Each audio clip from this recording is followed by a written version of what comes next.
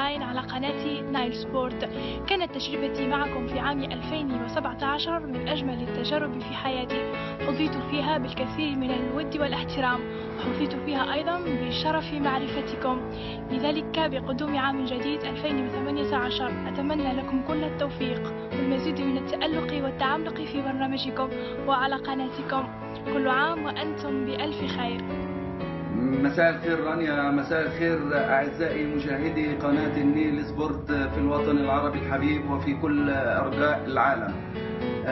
رانيا، بداية كل عام وأنت بخير، أنت والأمة العربية بكل الخير والسعادة بمناسبة انقضاء عام 2017 واستقبالنا جميعا لعام 2018. أرجو الله سبحانه وتعالى أن يكون عام خير علينا.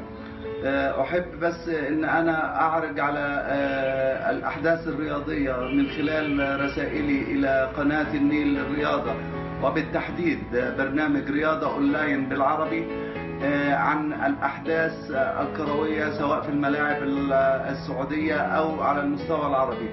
بداية كان من أهم أحداث الرياضة في 2017 هو وصول 4 منتخبات عربية إلى منافسات كأس العالم روسيا 2018. من أهم الأحداث التي حدثت لي في 2017 حيث كان لي الشرف إلى انضمامي إلى البرنامج الأكثر رواجا في المملكة العربية السعودية على المستوى الرياضي.